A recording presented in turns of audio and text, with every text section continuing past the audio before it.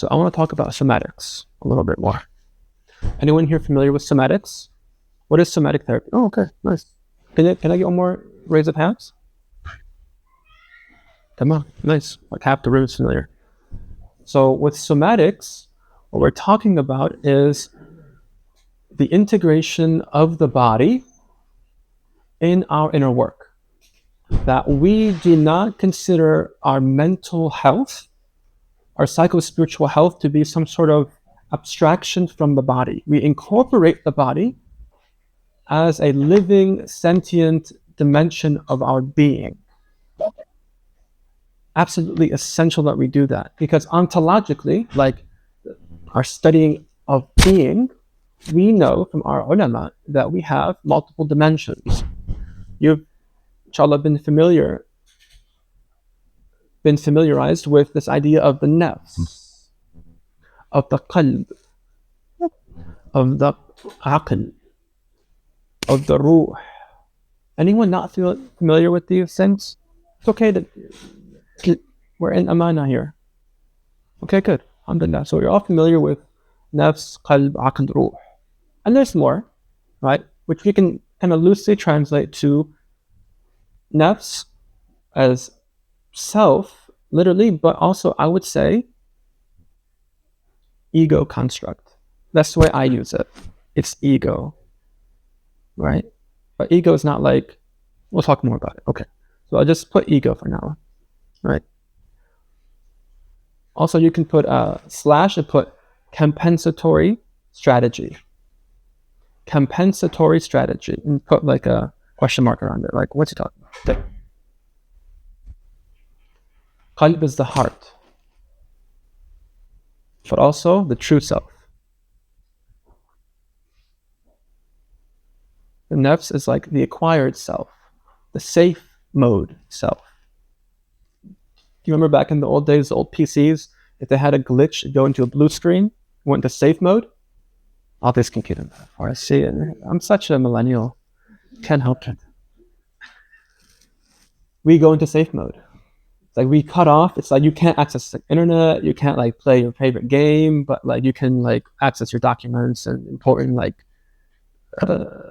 computer kind of services to remedy the situation. That's safe mode. Nafs is safe mode. We have safe, like limp mode. A car goes into limp mode. You know, if there's some sort of misfiring of the engine, that one, I'm a car guy. I'll take that word, like limp mode. So limp mode is when like the car starts misfiring and the computer shuts down the throttle, the gas pedal, so you can't go fast. So it's like limping to the mechanic shop. You're going 10 miles per hour. That's nafs. That's nafs. It's compensatory, it's acquired, it's a strategy of survival, the defense mechanism. It's part of our armoring that we talked about a little bit in that practice. That's nafs. Qalb is what? The true self. Qalb is what? Our decompensated self. Qalb is what? The locus of the fitrah. The fitrah is in the heart.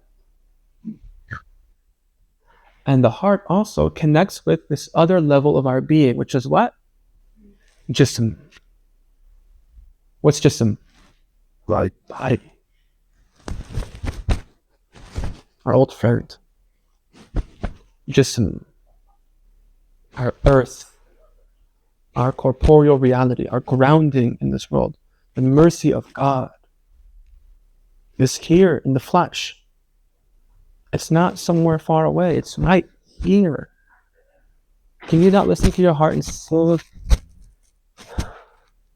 Allah Ta'ala is taking care of you. Keeping the life blood flowing through you autonomically. Imagine if you have to willfully, consciously beat your heart. You couldn't sleep. What? Beat. All of us are just sitting there beating. Beat. Oh, I love that. Oh, I need to beat. It's like, you can't live. Allah just takes care of that. Breathing, autonomic breathing. Wow, subhanAllah. Just breathing and beating. You're eating, I'm just loving this food, I have to digest it. Stomach acid, go. Enzymes, go. Break down proteins and fats and carbs, and you go here and you go there. You have to like orchestrate everything. Imagine like, go, feel the trumpet, the piano, the drums, the bubbles. There's no life.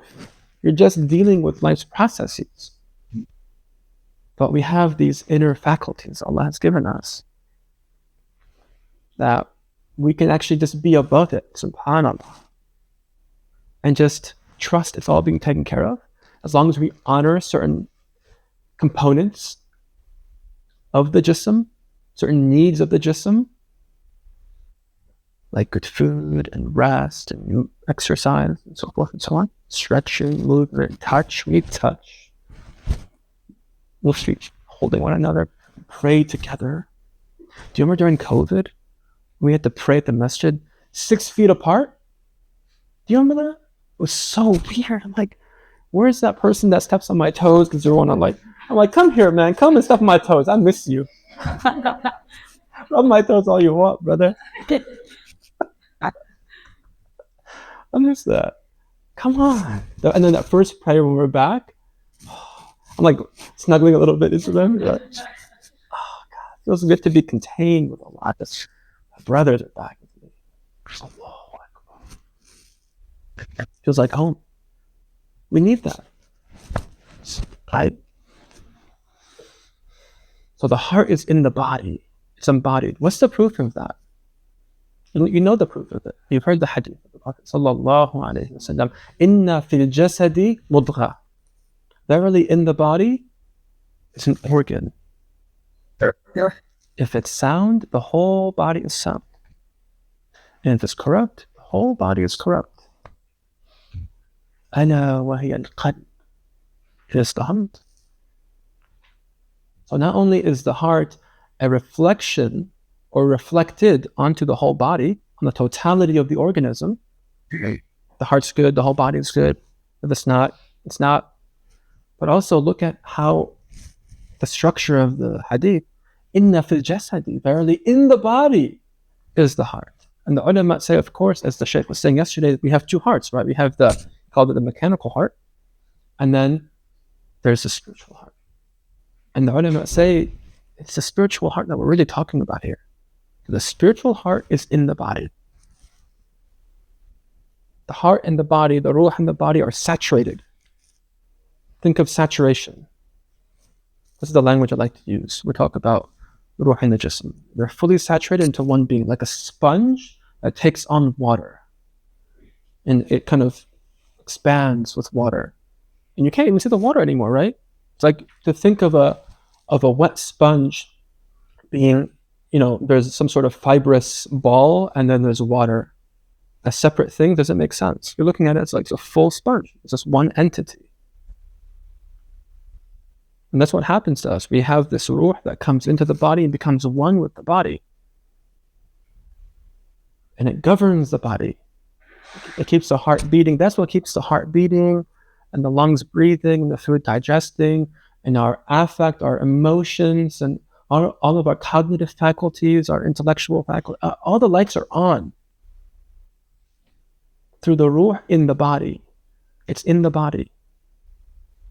And what happens when that ruh gets pulled? Like at sleep, we get pulled out a little bit from the body. It's like it's the minor death. Certain processes turn off. Certain access, we can't feel the body anymore when we're sleeping, right? We're not in touch anymore. We can't see, we can't hear, we can't taste, we're not eating.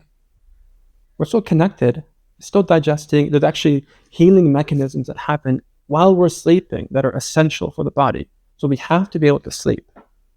So that the ruh goes and gets its nourishment from Allah Ta'ala directly, and the body goes into repair mode. Essential for the body to do that. But we come back, alhamdulillah. We all went there, we all went to Barzakh, and we all came back last night. Alhamdulillah. But at sleep, the angel of death will come and will pull the ruh all the way out. And now what happens to the body? It just collapses. And it will decompose and go back to earth. What was in there that was giving it life? To the materialist, have no idea, have no conception of this. They can't take this metaphor all the way. What happens at death? Why is something clearly changed from life to death? What was just in there? Something clearly changed. Well, we have the answer to that. It was the ruh that was taken out. And the life force got unplugged. Right, so there's a synergy here. There's a connection between ruh and the jism.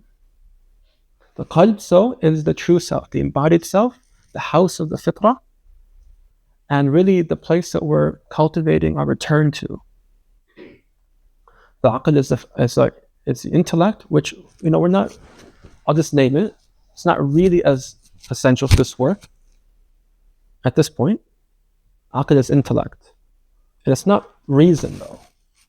It's not rationality. It's supra-rational. It's above reason. It's not logical. It's not linear. It's not, if A then B, if B then C, if A plus C. That's not aql. That's something, aql is something else. It's a light from Allah Ta'ala.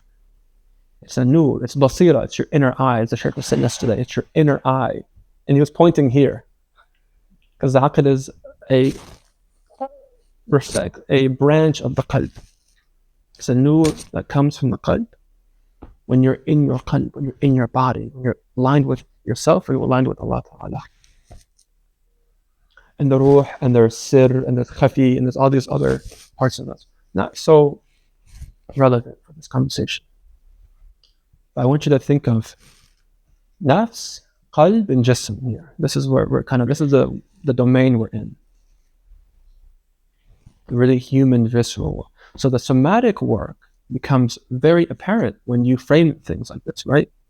Now it's not about mental healing, telling the story, cognitive behavioral kind of processes, and abstraction from the body.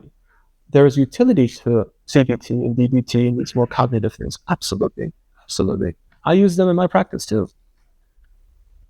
But not as the leaving behind of the body. The body is where everything's happening. Everything's being contained. The book, The Body Keeps the Score? Yeah, the body keeps the score. Absolutely. Okay. The body, or when the body says no, like, these are realities. These are absolutely realities that we have. And the root of healing comes from us being able to make sense of these things and begin to penetrate down into the feeling centers of the body. And bringing back to life all these parts of us that have been numbed, these parts of us that have been broken, fractured, constrained and constricted, deadened. Because part of what the nafs does, and what forms the nafs, yesterday if you were here, what catalyzes the formation of the nafs? Do you remember? Yes. Which is trauma. Right? Trauma catalyzes, undigested trauma catalyzes the formation of the nafs. We all have those things. They're active within us in every moment. And these are things that we have to become aware of. Man arafa nafsahu faqad arafa rabbah. Again, we have to come to know the self and to bring to life and bring the flow of aliveness to those parts of us that we've isolated, that we've abandoned, that we've cut off from the flow of life. These constricted parts of us, these constrained parts of us. Yeah. This armoring that we've brought to ourselves. And these stories that we tell ourselves also about who we are when we do that. Like, for example, the person that can't say no. We call them people pleasers. People that are always saying, of course, I love that, happy to, at your service. I'm a servant. And that's really beautiful that we have a impetus to serve. We have this yearning to be of service. The Prophet ﷺ was that service. Sayyid al-Nas khadimuhum, the Arabs would say. The master of the people is the one who serves the people. Right? We have these ideas. But there's a big difference between the person who serves from their heart and the person who serves from nafs, from strategy. Shatan, they're like two sides of a scale pan. They're very different realities. And they come from different places, and they have a different type of effect in the world. Right? The person who lives and serves from their heart, it's free. It's easy. And there's no need for compensation for them. لا نريد منكم جزاء ولا شكورا. We don't need from you any reward or even thanks. Verily we fear from Allah Ta'ala a grievous day. We're doing this for the sake of God. It's free for you. And because it's free for you, it's free for me. And because it's free for me, it's free for you. And it's reciprocal. It's free. I'm free to be who I want to be without the shackles of my strategies. That's the true abd, you see. That's the true servant of Allah Ta'ala. That's the healthy Muslim. We have overcome the need to do something for the sake of, well, if I scratch your back, you'll scratch mine, right? If I ask you about how you're doing and I listen, you should reciprocate for me too. That's pretty reasonable thinking, right? But what happens now if that person does not reciprocate? What breeds inside? Resentment. What else? Frustration, anger. You have expectations that breed resentments, and now we've become that person that serves, but we're bitter. Over time, it becomes like a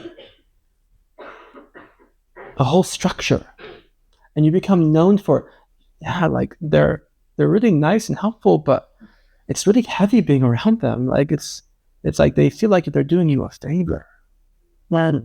And for them, it's like, I just want to be loved. Like that person, if you really went down into that, the person who was bettered by loss of reciprocation, you'll find that actually they just really crave someone to say, how are you? What do you need? But that person would rather die than actually ask for what they need. They'd rather just take care of you and hope that you'll reciprocate. But I will not say, I need you. Help me. They'd rather die. And those of you who are like that, and definitely some of you here are like that, there's always in these rooms people like that. No, that's true. I'd rather die. Wallahi, it's like it feels like I'd rather die than ask for my needs to be met. Yeah.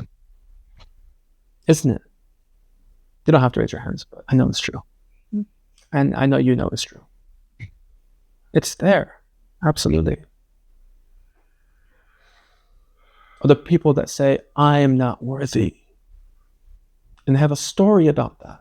Like, I'm really different. I'm really different. There's something grievously wrong with me. Everyone else is living life at a certain level, and I'm here and I'm stuck, and like, it must be true then. I'm not really good enough. That's a story. And there's a whole holding pattern, and there's strategies, and there's somatic fixations in the body around that. The person who's a bully, right? Survival of the fittest. These people, they're always fighting. So you just look at them funny. What you looking at? Talking to me? You brush someone. What, you want to fight?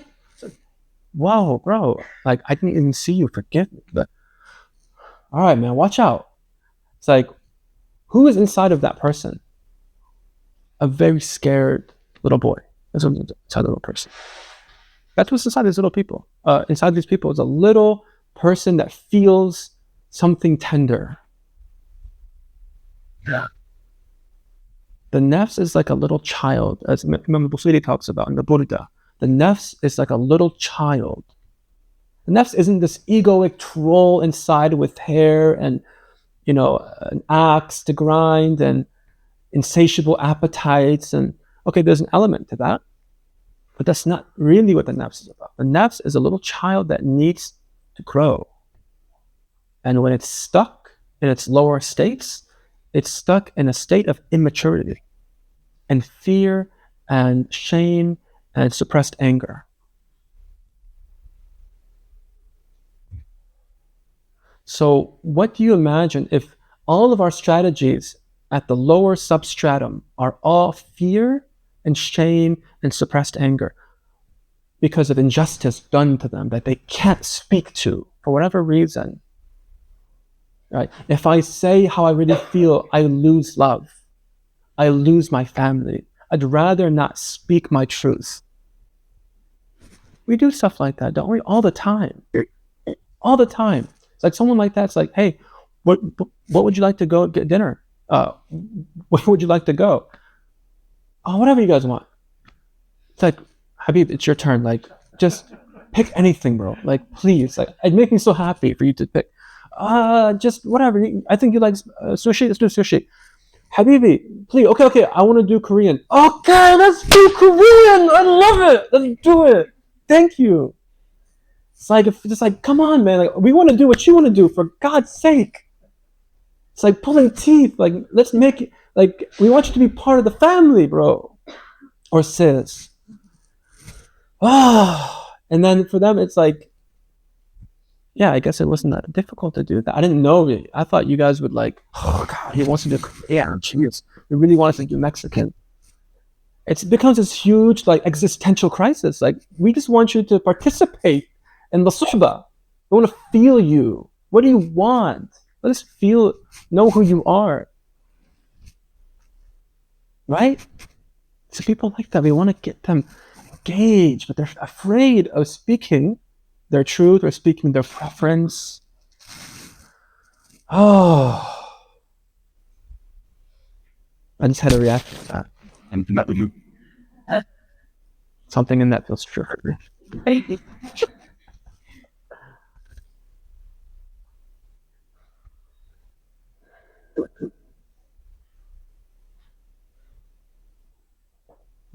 Yeah.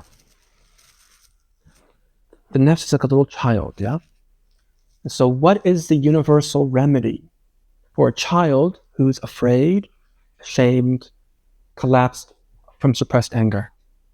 One word. Connection, love, soothing? Connection, love, soothing. Something more universal from our tradition. Huh? Feeling, more. وَمَا أَرْسَلْنَاكَ إِلَّا mercy, rahmatan.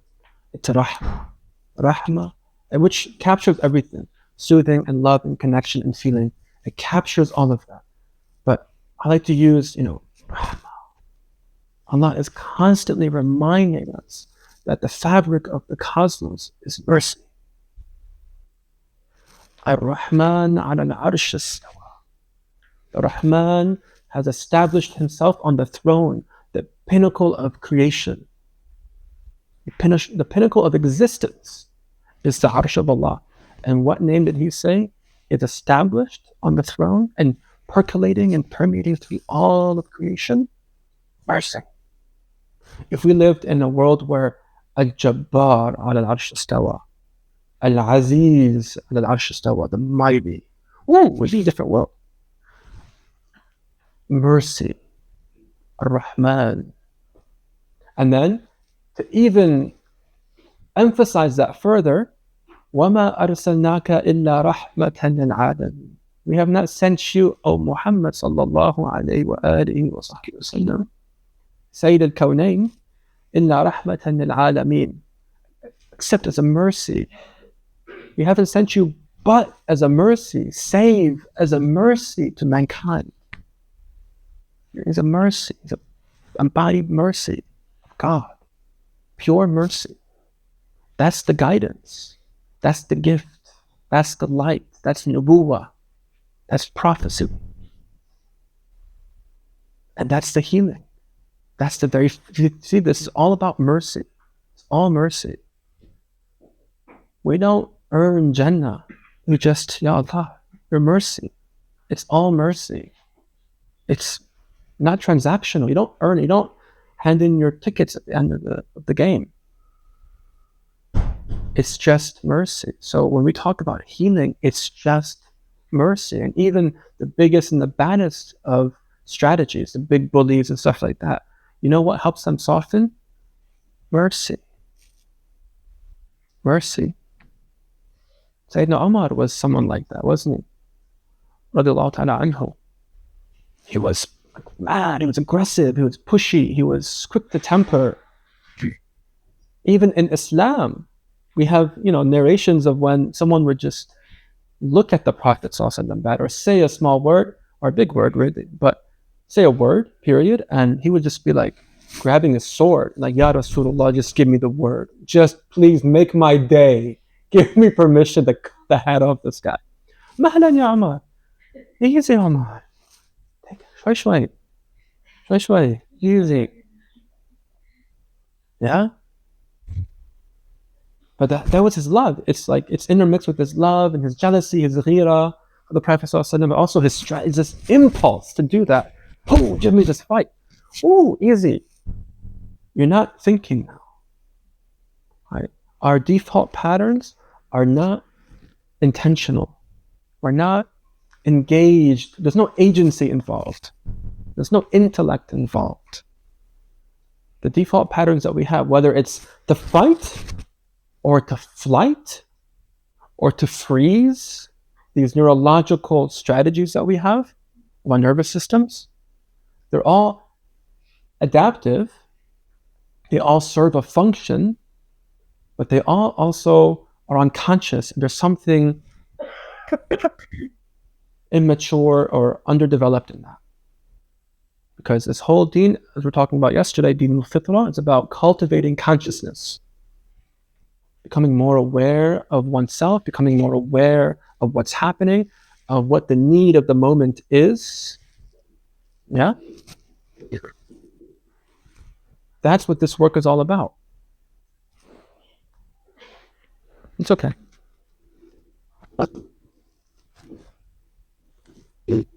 The words are so heavy, the microphones and stuff.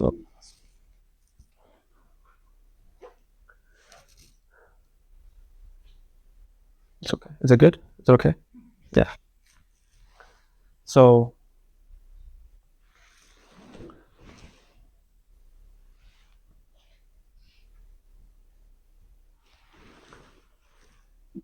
I want to maybe pause here for 1 minute. We rise and stretch our bodies. Some people's our legs are getting tight and stuff, so mine are getting tight too. Let's rise quietly, so we don't break what's here. Stretch and come back, please.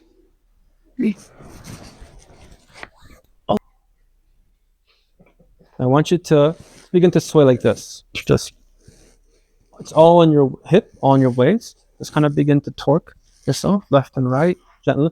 And I don't want you to like force it. Like, don't go, oh, oh. It's not muscular. It's not effort based. It's more, I think, just subtle energy. I'm just rotating. Knees still unlocked. Connect your breath to it.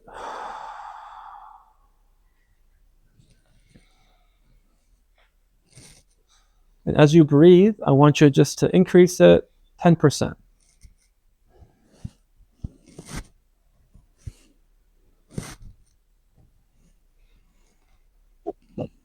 Ah. 20%.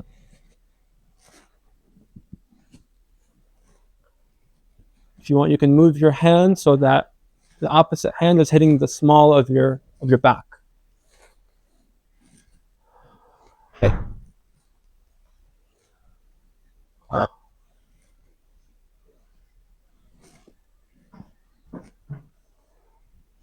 30%.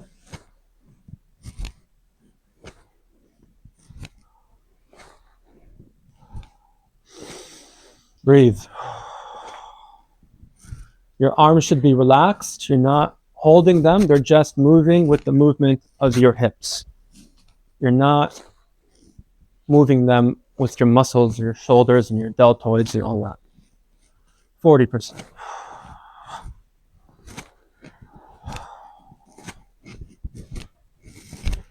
Very loopy arms, very like Stretch Armstrong, that toy back in the day, if you knew it.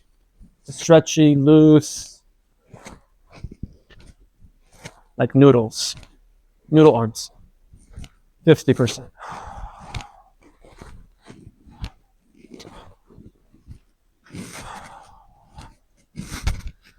Allah. 60%.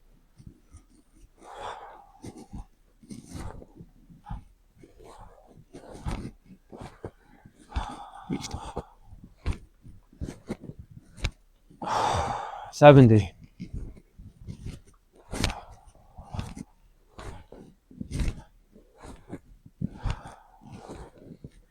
Okay, slow down. Slow down slowly, breathing, letting your arms settle back to your sides. Now take your wrists like this and shake them out. Shake, shake, shake, shake, shake. Putty hands. As fast as you can. You can go up and down too, like this. Really funny, right? Let go, let go, let go. Connect your breath. Unlock knees. Pull arms like this. Shake, shake, shake, shake, shake, shake, shake, shake, shake. Keep it going. Okay, and rest. Notice that streaming, that whooshing, that buzzing, that streaming in your limbs. That's life force. That's chi. That's aliveness. Just awakened the body a little bit. What do you notice is different as you begin to contact that energy? Just notice the energy flowing within you. How is that? Once you're breathing open, there's tingling. Maybe the room feels more bright.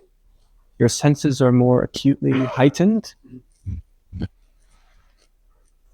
Oh. We're going to practice this now a little bit more. Do it from a seated place, but we're going to explore more of this now. I wanted you to get a stretch and I wanted you to get a taste of what we're about to do. So let's come back, inshallah ta'ala. Before we continue, would anyone like to share what they're feeling right now? What just happened for them?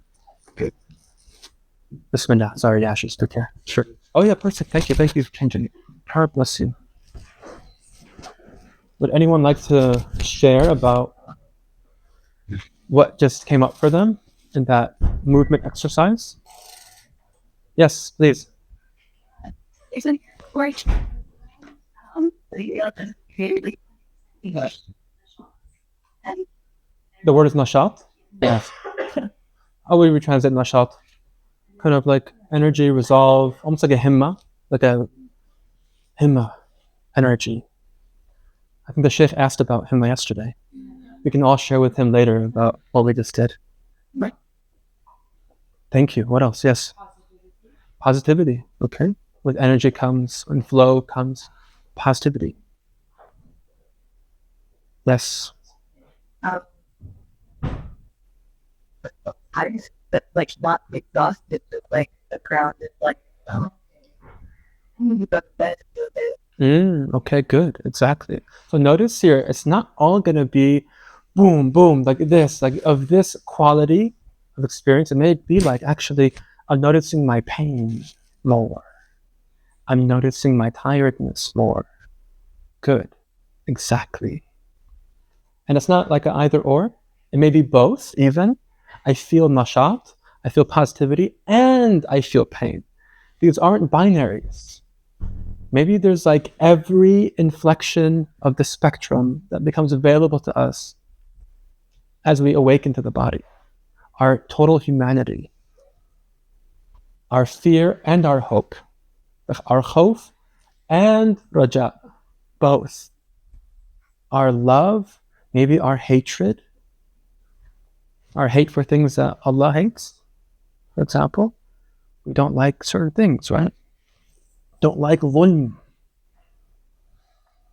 Don't like defiance and degradation of the natural order. There's forces out there that are doing that. We don't like that. These aberrations of the fitrah, of human rights. Also our love. What else? From this side. Yes. Maybe a little different, but when we first started living out very stiff. As we progress in the exercise, more like I care a lot of me, but I would let that out. You do it. Yeah. You feel bound. Yes. You the body, you're free, carefree, and flex your arms. But even standing in line teaches us that. Right? That reminded me, we have three boundaries and restrictions of ourselves. You don't allow it, you kneel, but Totally. Absolutely. Thank you. Yeah, the childlike energy comes back up. The childlike suppleness. I'm kind of rigid. And as I do these exercises, a suppleness, an aliveness, a softness, a flowingness, a flexibility. And suppleness really is one of the features of vitality. Sensitivity and vitality comes with suppleness. When I do men's work, I do like men's work sometimes, and we do sessions. I like to share that this Celtic motto, which really kind of brings the masculine and the feminine principles together in men's work. They go, never give a sword to a man who can't dance. There's something about being able to do debka and then show up on the battlefield. Something about that. Who can dance here? I'm not going to ask you to dance, but who can dance here? I know you can dance. No one can dance here? Rahim, can you dance? and not have called that dance. I'm sure we can all dance. The same way we can all sing. Even though I'll be the first to tell you I don't have a good voice, but I can sing in the shower and to myself. I'm not gonna embarrass myself. I do sing. I like to sing. We can all dance. We can all feel. And all that becomes more apparent as we begin to soften the rigidities and let the energy stream back through again. We've all learned how to block aliveness, and it's part of our defense mechanism. Again, like we're talking about. We've all been hurt in some way, and we've all went into safe mode in some way. And we're all here, I bet you, if I was a betting man, that each of your intentions were about coming back to life again, regaining something that was lost again. Coming back to one's heart, one's vitality, one's youthfulness, one's aliveness, one's suppleness, one's love, one's optimism, one's good opinion, one's freedom. The freedom that we're looking for. The freedom of being totally ghani and ghayrillah. To be totally rich and independent from everything other than God. See, that's maqam, you see. That's a goal. To be free of everything other than God, meaning free of your own strategies. Because we rely on them all day. Unbeknownst to us sometimes. I mean, I'm hoping to bring awareness to this now. But some of us are on autopilot. We're on autopilot. We wake up, pray Fajr, Maybe go to sleep again, wake up, shower, dress, coffee, work, lunch break, lohor, back to work, checking the clock, getting in the car, driving back home, making dinner, kids to bed, binge watching Netflix, go to bed, rinse and repeat, decades. Yeah? About right? Astaghfirullah. But like, that's real. A lot of us are doing stuff like that. And there's seasons of life where, you know what, it's like, it's a mercy just to be able to have that. Like, I've been in that before. I've been in that before. You don't think I've been in that before? I've been in that before. You think I don't know that? Who hasn't? Or who has, let's say. Who has been something like that? Come on. Come on. I know you have. God bless you all. It's real. We all have these automatic patterns that we just rely on and just get by seasons of life. There's whole seasons, right? You know about the seasons? We have the spring and the summer and the fall and the winter, and we go through cycles of these things. They may not be totally lined up with the actual seasons. It may be like each season is like 5-10 years, right? But like all of us, more or less, right now are in the summer season-ish of our lives. Very go, and doing, building, cultivating, putting effort. You know, we're supporting our families, we're building our careers, we're building our projects, our missions. We want to bear fruit in these things. And around mid-40s, 50s, we start to move into the fall. What's that called conventionally? Midlife crisis, right? It's like, I want to go back to the summer. I want to go back to my doing. Or the spring even. I want to go back to when I was 15. Like, nope, you can't go back. You have to make peace. You know, people will like want to go back, they get a new job, they get a new car, sports car, they get a new this, they get a new that, maybe a new spouse. I mean, just people go crazy. But it's like, you can't go back. And the invitation now is to go inward. The fall is going in now. And maybe now you've made some money and you made an impact and you have, you know, your kids are like adults, little adults, or baligh, they're like teenagers. But your job now is basically done. Now just be friends and support them, right? Your job now is basically done. And now there's no more meaning in my life. I'm kind of bored and I want more, something to do. And no. It's not that time anymore. But you can still do something great in the world, but now the emphasis now is going in, right? But also within those like bigger movements of the seasons, and then, you know, 60s is like winter time, 60s, 70s, winter time, coming full circle again. We have these, you know, 3, 4, 5 year cycles, and they can vary. So if something happens to you of a loss, you're going to be put right back into fall. You are. Even if you're feeling more springy right before that, you're going to be right back in fall. And you're going to have to go through the fall. And the winter. And then the spring will come. There's process involved. Everything has an inception, a building, a cresting, a waning, a settling, a death, and a rebirth. Everything. All of life is like that. You just keep doing that. And if you trust the process, what happens?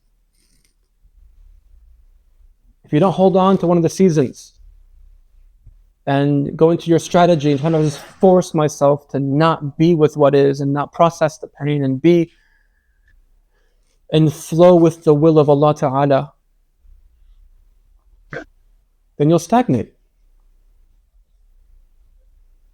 But if you let go, you allow yourself to participate in the decree of God in your life, imminently, palpably, and you trust Him, and you're free from anything other than Him. You're ghani an ghayrillah. You're independent from everything, including yourself, meaning the strategies, the nafsani strategies. So now you're faqir truly to only Allah and nothing else. You're poor and dependent on nothing but Allah. And that's the freedom that we're looking for. Because we will always be attached to something. We are creatures that we don't, it's impossible for us to not have an ideological belief, a aqidah.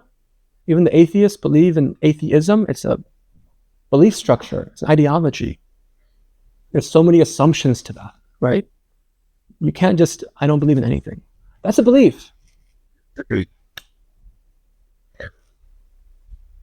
We all have some sort of identification with something. We have our alliances, we have our structures, we have our tethers, and these things can help us, but usually they act as obstacles. They help us in the temporary, like a defense mechanism, right? If you're feeling very afraid, if there is someone around you who's very scary, and you don't have, say you're a child, especially, say you're a child and someone around you is very scary, it's adaptive for you to make yourself small and quiet and smooth and unaggravating as possible to that big scary person. Yes? It's part of the mercy to be able to do that. But when 30 years later, you move from 5 to 35, you're still doing that, that's now maladaptive. It's not serving you anymore. When you're 5, you didn't have anything else. You didn't have size, you didn't have power, you didn't have intellect, you didn't have resources, you didn't have other people to help you. But that's an example of how these old patterns continue. And they somaticize in the body. They somaticize in the body. So I want to continue this practice that we just kind of opened up by becoming aware of certain parts of our body and bringing awareness to them. Again, I want more practice for you. I want you to learn how to increase aliveness in your body, increase consciousness of yourself in your body. And this is what's going to help you respond to life, not react. Help you be present with what is and live from your heart and be intentional in your movements and your actions and your statements, or you're quiet and you're abstaining from things. But it's not out of reactivity, it's out of wisdom and dignity, integrity. This is what this work is about. See, when the child is around a big energy person, they don't want to lose their dignity, nor their safety, nor their belonging. All these things are kind of a catch-all. So they go into the strategy. But later, we lose all of that through the strategy, unless we come back to our hearts, which is a true organ of connection, of belonging, of identity.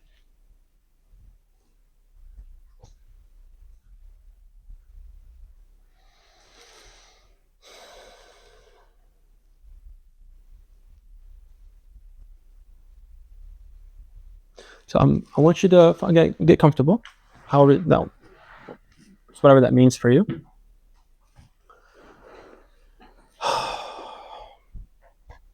No, it's falling again. I shouldn't be touching it, should I? Just be.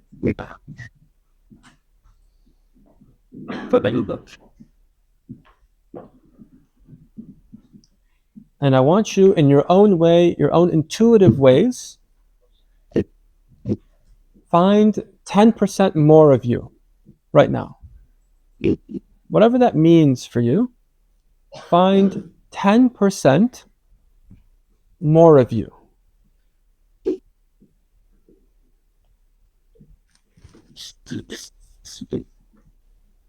Thank you.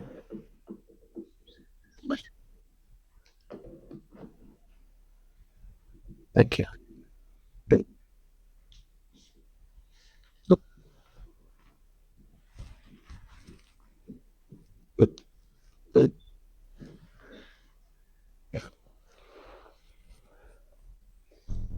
Can you find 10% of yourself?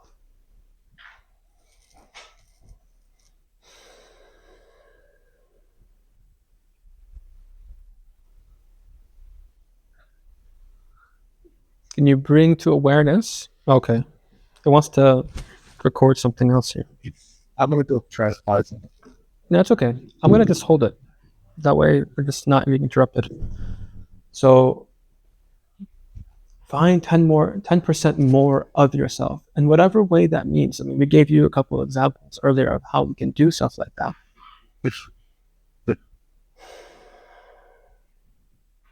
And looking for, okay, where are the numb parts of me? Where are the dissociated parts of me? Where are the hardened parts of me? The deadened parts of me? They can be anywhere, but I would invite you for now to look in this area. Why this area? What's here that's most important? The heart. See, the heart is being protected. The heart is being armored. This is the Rahma of these whole strategies that we play out. They're actually protections of the heart. We so honor the heart. We so value the heart. We so need the heart to be well that we're willing to lose access to it to protect it in this very, subhanAllah, very paradoxical way. And the very things that we need are oftentimes the things that we're most afraid of, isn't it? And oftentimes the fear that we have is the greatest block to our attainments. The fear that we have will haunt us and block us from accessing the very thing that we pray about and we ask Allah Ta'ala for and give sadaqah for and we do counseling sessions around and we give all this effort to, and yet there's something inside of us that's armoring against the very thing that you're praying about. I promise you, whatever you made intention about earlier, there is some sort of armor against it. And I want you to see, can you contact that right now? Where is that? It can be anywhere in the body. Maybe here would be a good starting place.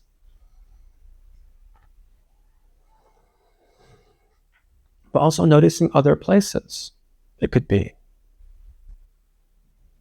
And how that armoring shows up. How that pain blocks us from having what we yearn for and having what Allah Ta'ala wants you to have because you made dua for it. You have the interest, you have the consciousness, you have the willingness to ask Allah for it, and Allah Ta'ala will not put anything on your tongue except that He wants to give it to you. But there's one more piece that's missing, which is sometimes we reject it. We decrease the aperture. You know, a camera has a lens. We decrease the aperture by which light comes in. The blessings of Allah can come in. It's our fault. It's not that Allah isn't showering us with mercy at every moment and giving us what we need. There's something within us that's reduced the opportunity, reduce the possibilities of what is out of fear. So again, where is that in the heart?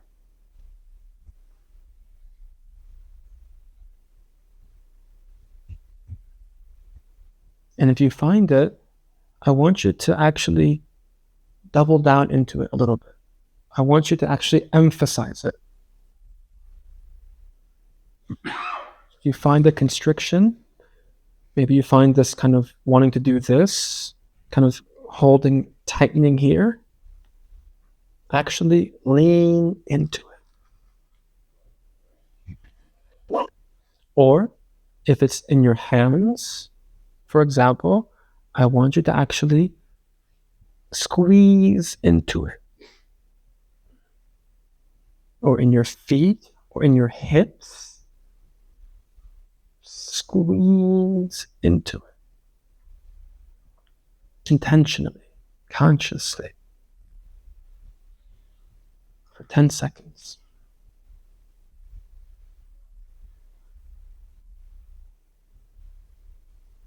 And then let go.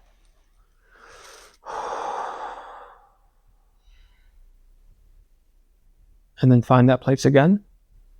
Maybe it's your eyes. Maybe you're someone that's always squinting, or maybe doing this, or like this. This is fear.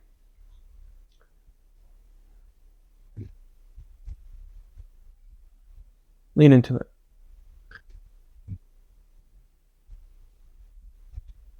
Squeeze into it. It's your jaw. Squeeze into it. This is anger. Right. I could kill you, but I won't. But I could. And I want to, but I won't.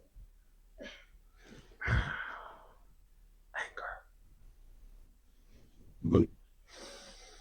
Squeeze into it.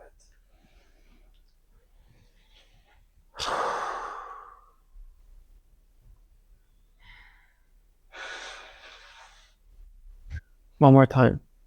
Squeeze into it.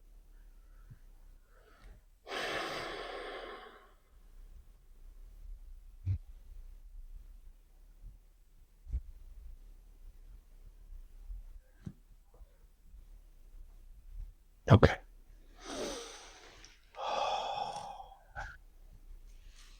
Good.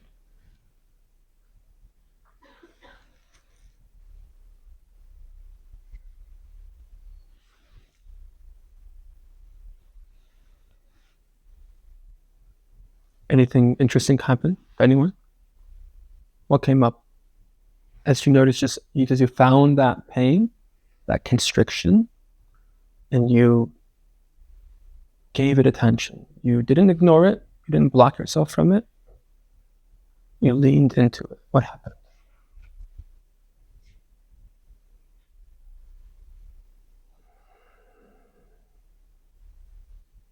Was there a voice that came into your head? Did the fear, did the shame, did the anger speak? Getting some nods. Anyone like to share?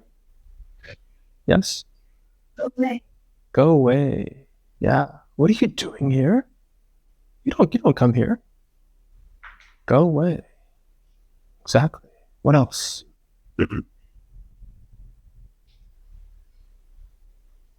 Yes. Recognizing the block. Yes. The fear of changing. Yes. The fear of changing.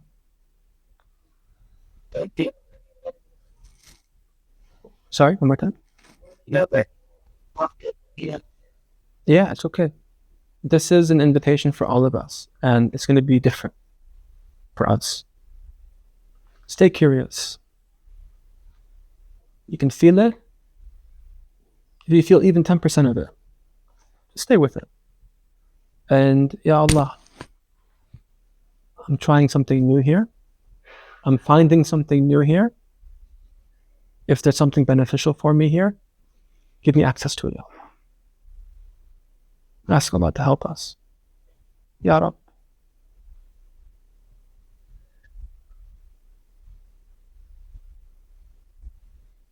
What else? What other voices came out when you started to get close to the pain? Yes. Like hi, like kind of hiding, but it was kind of welcoming. You're welcome. Right? Thanks. Like, hello there, old friend. Yeah. It's been 20 years. Where have you been? Right.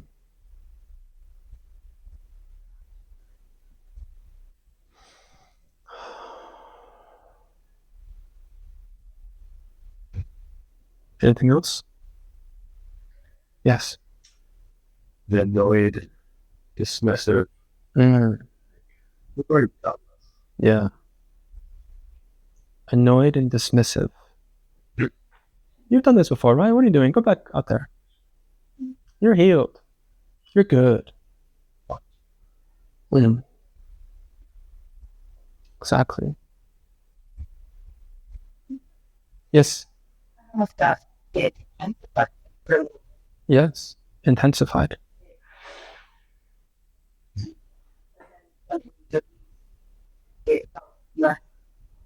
Yes. So it intensified as we contacted it, but then it released a little bit as we relaxed. And isn't that emblematic of the entire process here? It's like leaning into the process will actually give you the release and the relief and the freedom that you're looking for. This is what this whole somatic thesis is about. Coming into contact, stop avoiding, stop running away.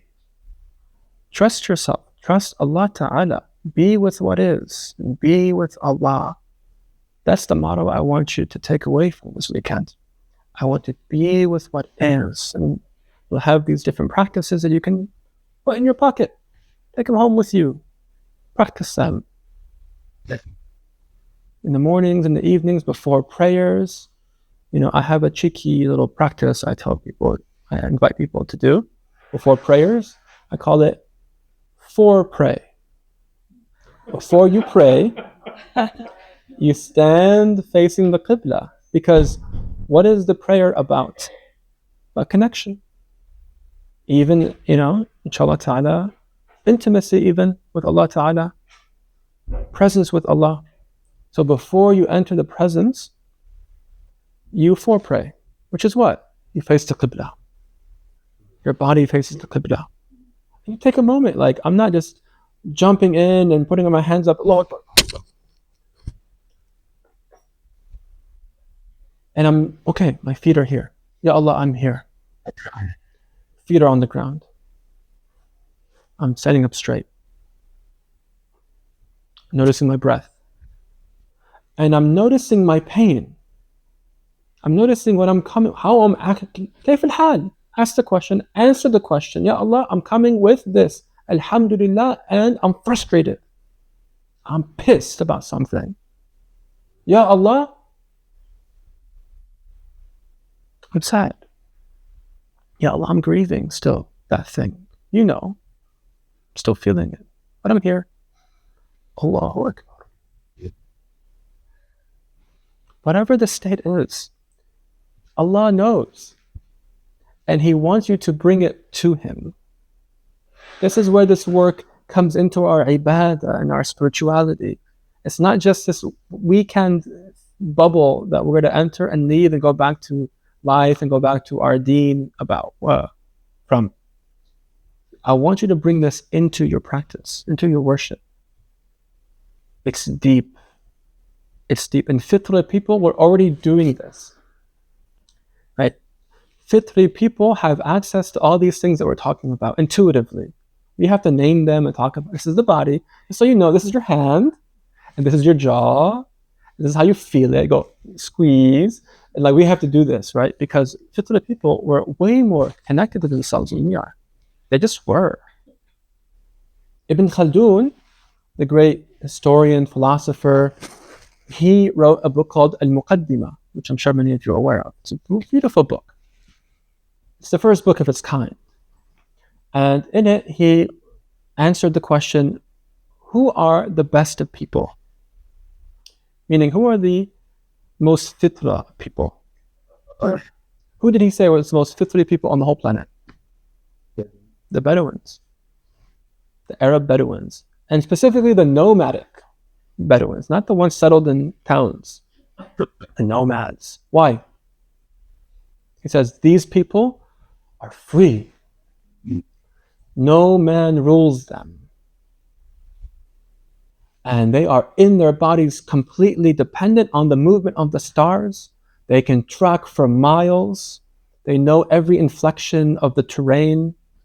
They know what has passed here, what camel, the dung is 4 days. They were heading this way. They must know where water is. We're lost. We're going to go this way. They know the birds. They know everything. They were fully alive in their bodies, sentient to their surroundings, connected to the stars, reliant on Allah and their own faculties. They trusted themselves. He said, these people are the most fitrah and the most good and the healthiest. Which is really interesting because, subhanAllah, Allah chose them to be the people that received the Prophet. And the first generation were the best people. We know that. But even like to take it one step further, not just morally, but even physiologically, emotionally, structurally, somatically, they were the best of people too. Yeah.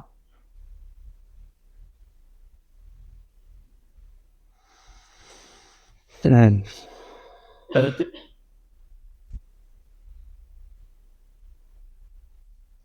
another principle of somatics I would like to share.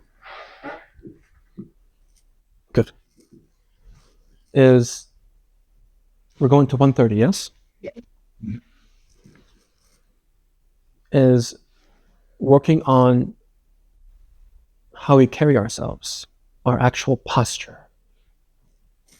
Very important. And the way that you can think of it is that we have a X, Y, and Z dimension to our physical bodies. Right? So we have a length, we have a width, we have a depth. And many of us, if you actually look with a discerning eye and with curiosity at yourself and even other people, and I have an interest in this, like at airports and stuff, I'm always kind of just looking at people's postures and their gaits and the way they handle stress, like children in the airport, and some people are really comfortable, it's freaking out. It's fascinating. But like if you look at people's gait, the way they walk and their posture, you can learn a lot from them. So in terms of length, right, this is the first kind of dimension of our posture, how upright you are. How many of us, even just now noticing, like coming into awareness of your length, slouch? How many of us slouch? That we don't hold ourselves as upright and dignified as we could. We collapse. Right? Even look at me when I'm standing like this. 2. Even my mouth changes. The whole body reacts to that, right? Supposed to. And you know what principle of this is, imagine there was a string at the vertex of your skull and someone just pulled it up. If you were slouching, you'll find that actually it just goes right up. Imagine just pulling up. That's how you should imagine. This is from Qigong, and anyone familiar with the Alexander technique? They talk about this as well. This growing, being pulled up, and everything kind of, you know, those play skeletons. If you were to just pull them up from the top, everything lines up properly. But we forcefully collapse. We move with gravity. We surrender to gravity. We're passive in this. Mm-hmm. And there's gravity like Earth gravity, and then there's our own inner gravity that collapses us. There's a heaviness. But our capacity to be upright, which we said earlier or yesterday, connects with our uprightness morally as well, is a feature of being in the body, and being healthy, being dignified, being in your heart body, being in the true self, because Allah has made you to be dignified. Allah wants you to carry yourself with dignity, to project your voice, to say what you mean, say what you feel, to be a good listener also, to be in connection, to be in communion with other people, to be in suhbah, while maintaining your dignity. Not, I'm dignified if I'm walking alone and then I meet somebody and, oh, they're better than me, so I'm going to have to collapse now. No one's better than you. Not ego, qalb. In qalb, no one's better than anybody. Allah is the judge of that. You can be humble still from dignity. And when you're in dignity, you typically are more humble. But isn't there a difference between I'm me and you are you, and I will be humble with you and serve you and love you, as opposed to you're better than me and I'm scum and I'm going to defer to you and I'm going to bow and I'm going to not speak and I'm going to let you walk over me? There's a difference there, isn't there? Yes. When you're like laughing in the sky, but You imagine what? Sorry? you're standing, you're like putting yourself upright or like laughing or like speaking up. You're creating a connection between heaven. Exactly, yeah. Yeah, exactly. This is your upper half, is your samawati part of you, and the lower half is your ardi part of you, your earth, your heavens and your earth, right? The human being is a microcosm. The human being is a little world that contains all of the features of the outer world within you. So up here is samawat, and your legs and the lower limbs are ard. Yeah. Exactly, it's a nice way to put it. Also, the ruh is samawati, and the ard, and the body is ard. Right, so there's different ways that we can look at it, but yeah, even physically, this is your upper body. I mean, in some way, like you're in the sky. Like, where does the sky begin? The sky begins like right here, and it goes all the way up to the arch. The sky's right here, right? Where's the sky? I mean, if it wasn't here, then where does it start? Like at the top of the trees, or the cloud line? Which clouds? There's different kinds of clouds. Where's the heaven? Where's the sky start? The sky is here. You're sky people. Especially for like ants looking it up, like, oh, sky people. And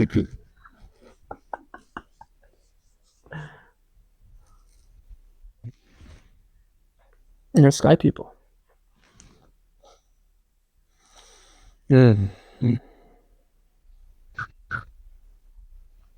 Yeah.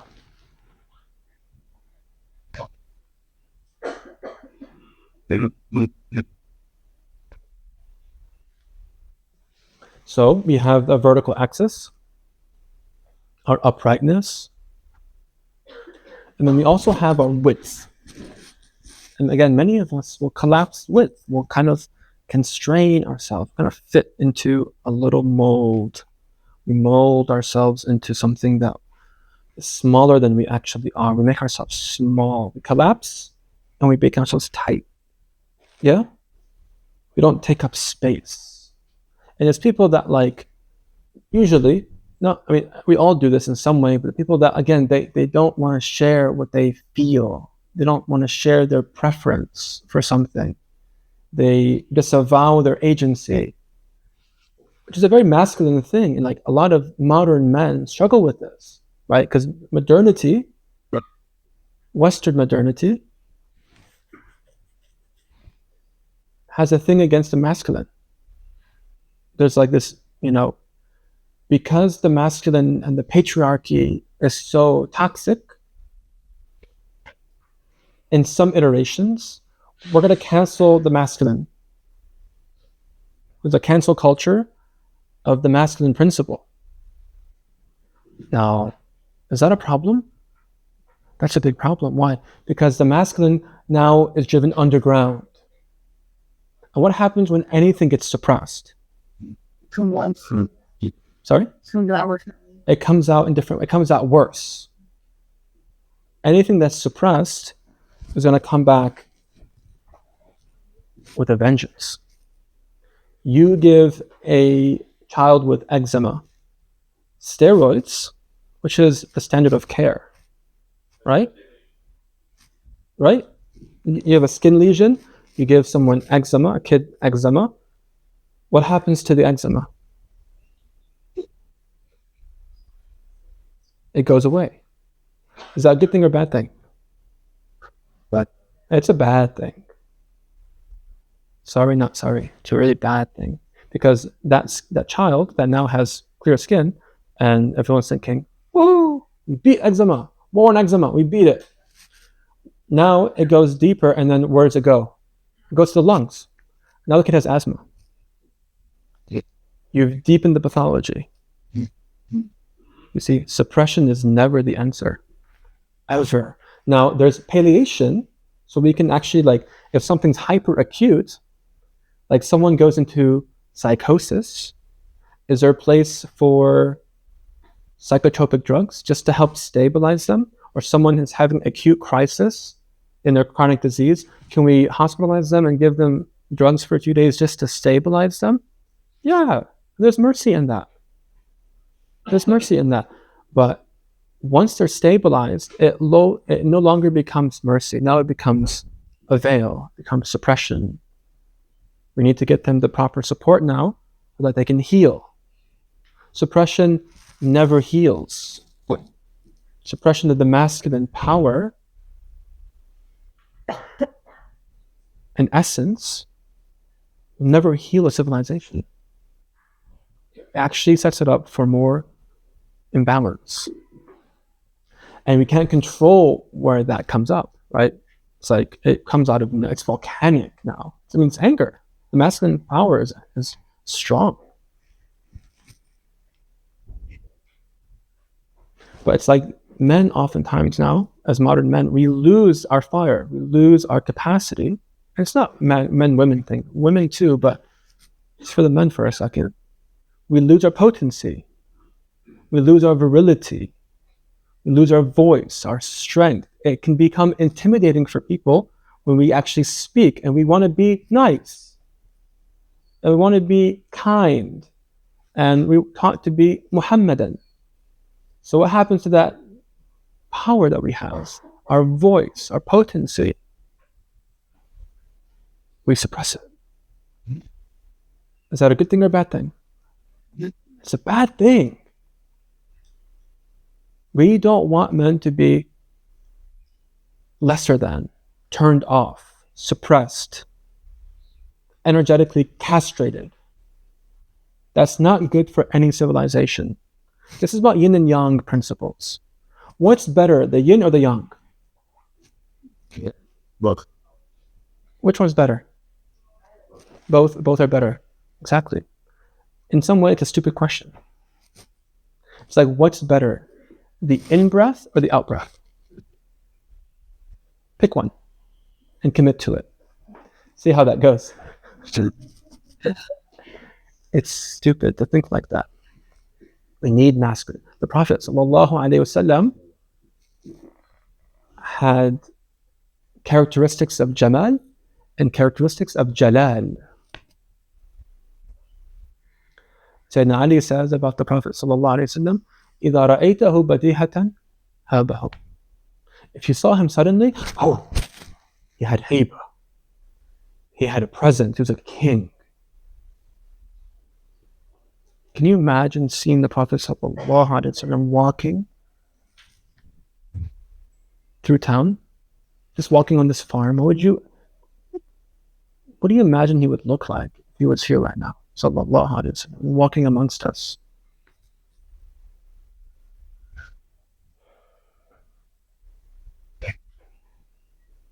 How would it be just to walk outside, sit on that bench, turn around and see the Prophet walking to the masjid, Musalla for prayer?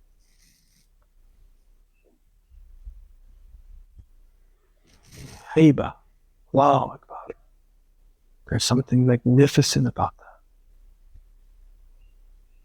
And yet he says also, وَإِذَا خَالَطَهُ مَعْرِفَةً أَحَبَّهُ. But whoever also mixed with him, like sat with him and ate with him and spoke with him, fell in love with him. So it's a perfect balance of Jalal and Jamal.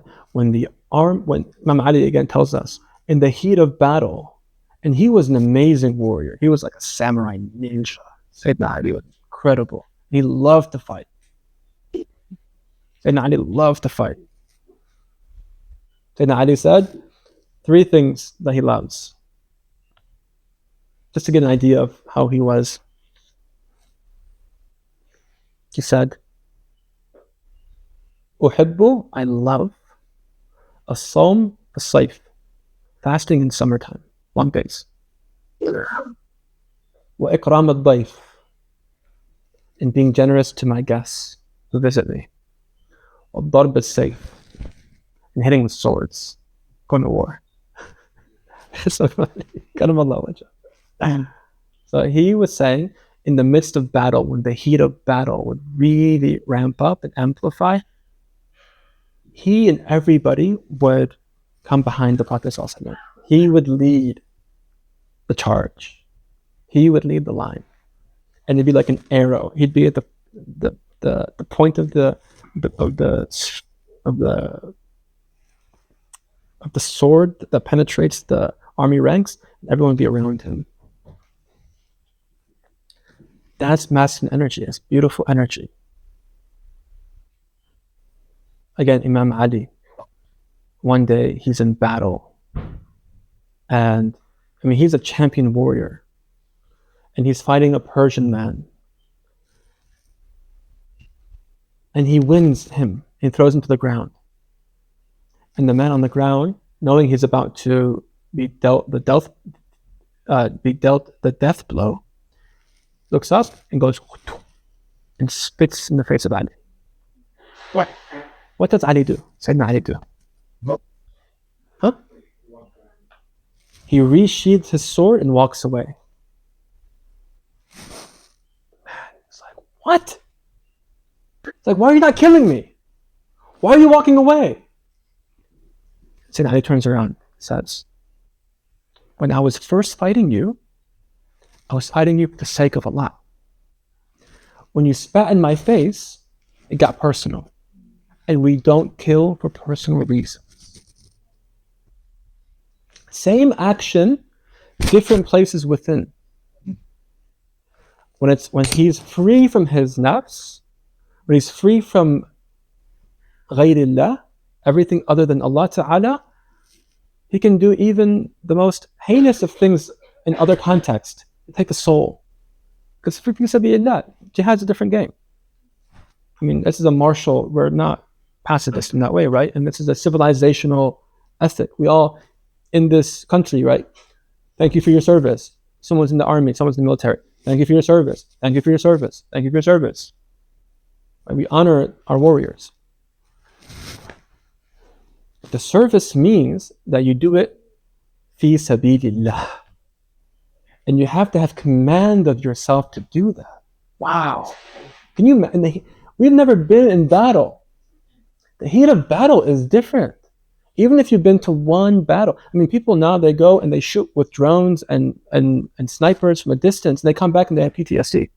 They don't know how to integrate that experience. Imagine being, sorry for the imagery here, but it's real, on a battlefield, and you're face to face with a man, and you're hitting swords, and any slip up and you're going to Allah Ta'ala. You're gonna have a limb chopped, you're gonna get cut, you're gonna get stabbed, and you're smelling death. You're feeling the angel of death sweeping between the ranks of people taking souls. It's a whole different vibe. It's a whole different experience than we've ever been. And to have that kind of composure, that dignity, that connection to his heart, something very beautiful to me. It's not about the hitting of the sword. It's about the composure, self-restraint, the connection to dignity. We don't kill for personal reasons. And we all have that part of us, like maybe not kill, but like I don't sabotage myself for personal reasons. I don't do or not do certain things because of an external force, an external influence. See, all of us are oftentimes oriented to the outward. We are tracking people's state, what they've said, who entered the room, how I feel about that person, what they said to me in the past. I saw them posting, they have this opinion of that opinion, I don't like that, blah, blah, blah. We're always scanning and making judgments about the external, and we don't connect with what's inside. And that is a bifurcation of the soul that sets up a lack of composure, a lack of dignity. You cannot live from a place of heartful, ethical dignity when we do stuff like that. When we're always looking outside. We have to come back in. Find your length, find your width, take up space. You were given that space to take up in that body by Allah Ta'ala. He wants you to take up space. He wants you to take up space in the heart, the true self, the freeing self, the decompensated self. That's not ashamed, that's not overly angered, that's not afraid. That just is with Allah, is with what is.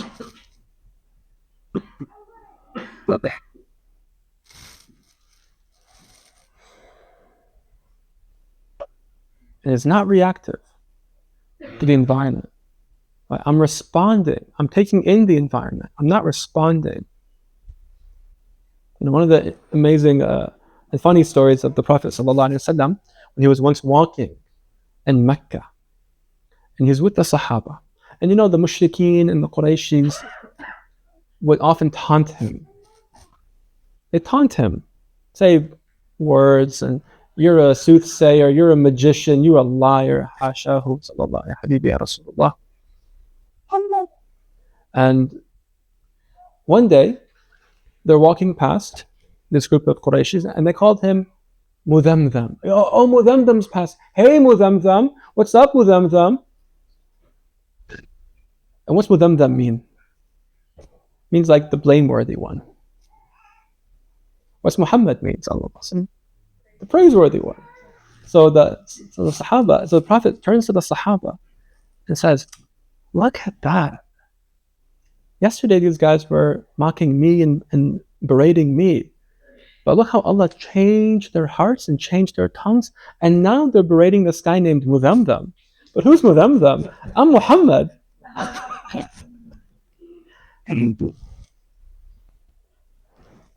Playfulness. He's free. He's not reactive. Even though Sahaba were like, they called you Mudamdam, let's go chop his head off. Or say that Aisha would curse people back, and she'd go on like a flow with it. I say to Aisha, it's okay, don't do that. Easy. She'd get defensive out of her love and Lena, like Sayyidina Umar would. No, don't be like that. Don't react. Don't react. Respond from your heart. That's good character. That's Muhammadan character.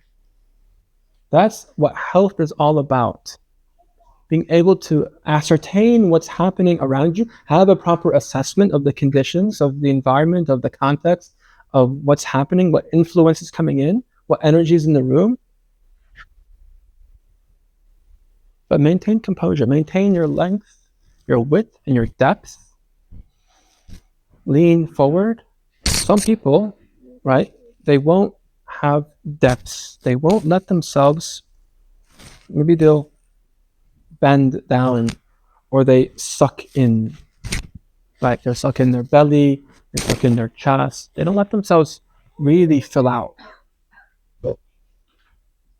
They armor the chest. This is our sensitive side. There's also our front, forward-facing side.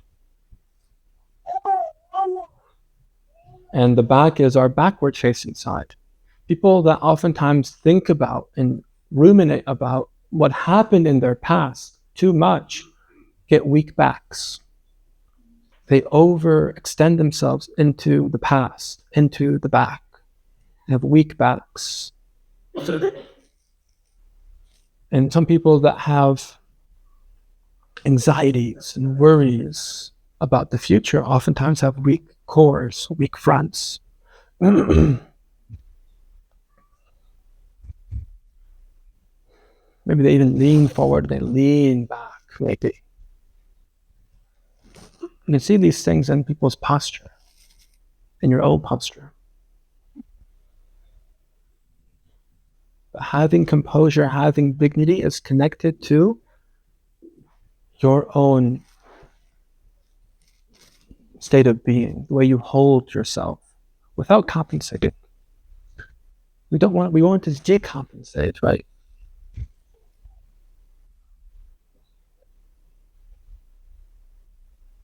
This is what Nafs work is all about. Coming into contact with these things. This is what I do with my patients.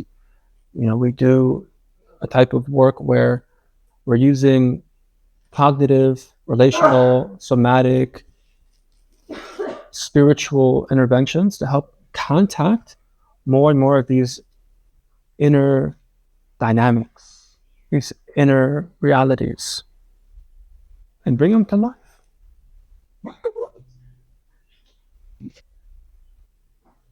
And our focus usually becomes about where the fixations are.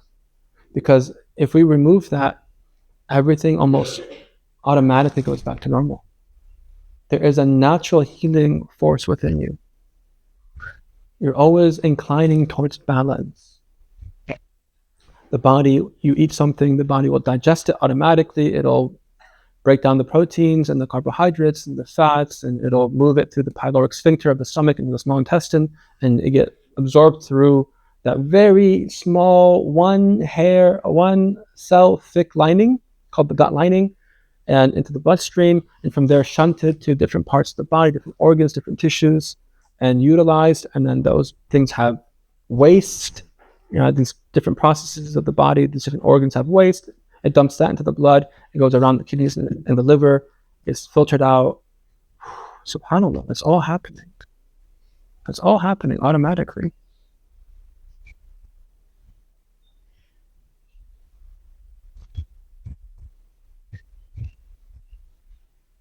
So Nafs work is about coming back into contact with ourselves at a deep, deep, deep level, and opening up these rigidifications, these fortifications that we have. Our persona, our personality, our persona is a mask. Persona means mask in Latin. Who are you? Who am I? Am I Dr. Mazen? Am I Dr. Mazen? Am I the guy that sits in the front and talks about trauma, talks about nutrition, uses the word somatic and spiritual, and gives these stories? Is that me? Is that who I really am? I have to ask myself that question.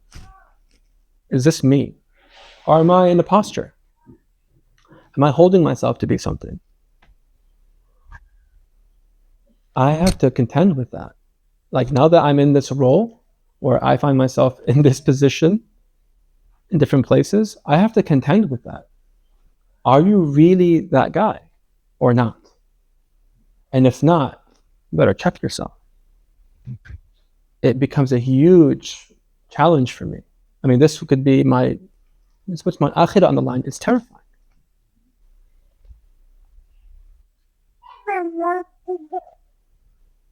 And we all have situations like this. Are we really showing up in the way that we're thinking that we are, that we want to be, we're striving to be? And if not, what's in the way? Yeah. Because there's a natural process that is moving constantly towards integrity, towards health and vitality and balance. It is. It is.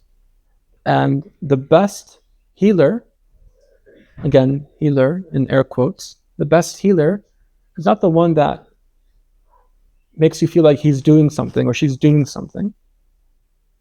The best healer is what I like to relate is a remover of obstacles. And I got that from a hadith of the Prophet, peace be upon him, sallallahu alaihi wasallam, where he said, Iman, faith is 70 branches. The The highest branch of which is what? La ilaha illallah, Muhammadur Rasulullah. And the lowest branch of which is what? Removing an obstacle from someone's path. And if I'm lucky, wallahi, I'm that last branch. That's what I do for a living. I just help people understand and see and facilitate the movement of their obstacles. And I'm honored by that. And if I can come to Allah with, inshallah, the highest branch and the lowest branch, I'm hopeful for His mercy. Inshallah.